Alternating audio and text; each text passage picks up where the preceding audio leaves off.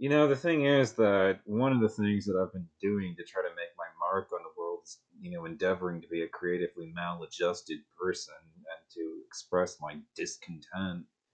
I know that that's a strange ambition to have, but it's no measure of health to be well adjusted to a profoundly sick society. And my conclusion in all my time in studying this country, it's a profoundly sick country. Look at what's happening in the Republican Party right now. You're not imagining anything. The Republicans are basically experimenting with madness. Party's gone completely insane. It really has, and anybody who thinks this is not imagining it. Their shared consensual reality at this point is the idea that the election was stolen. I mean, Christ fuck. So you basically are going to say, oh, this is a poster child for Trump derangement syndrome. They can't just get over the fact that accept that they've won, and they've got to keep on being and bitching and moaning about the guy when he's gone. He's taking up free real estate in their minds and everything. So he's winning because he's taking up free real estate in this person's mind. Um, I got to say something in response, which is, the South.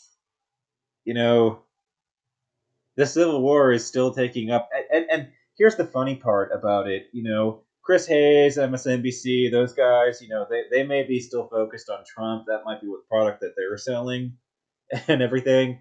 I gotta say, that's what Chris Hayes is going to focus on, on his show and everything. What would be far more embarrassing though than to have Trump spinning around in your head even still that he's out of office? Living in amongst a society filled with people who lost the Civil War 100 fucking years ago and still haven't gotten the fuck over it.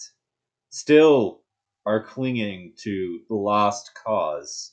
So the internet hate machine thinks it's the only party that's creative. You're gonna talk to us about Trump derangement syndrome while the South has my primitive backwater, of a plantation economy, uh, state, that's only real export to the rest of the world is cotton. You know, lost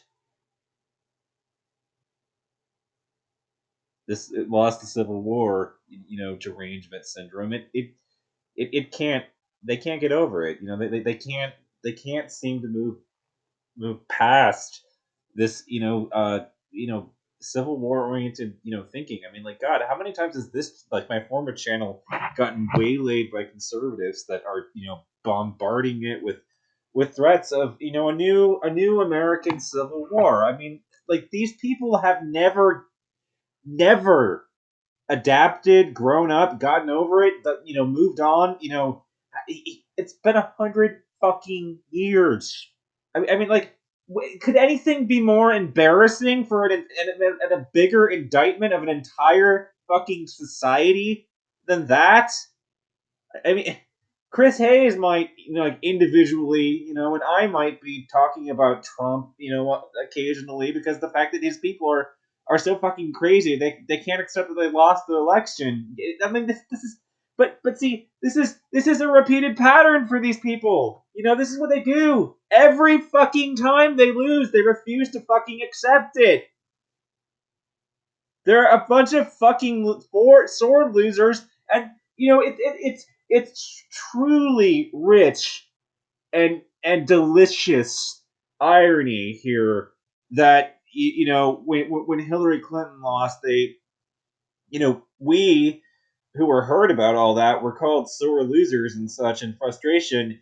But I don't recall anybody in Hillary's camp basically trying to imply that the election was basically uh, completely illegitimate, to delegitimize the entire election process, to not even that, but to go so much further in starting to try to invade Washington and violently overturn the election and all that.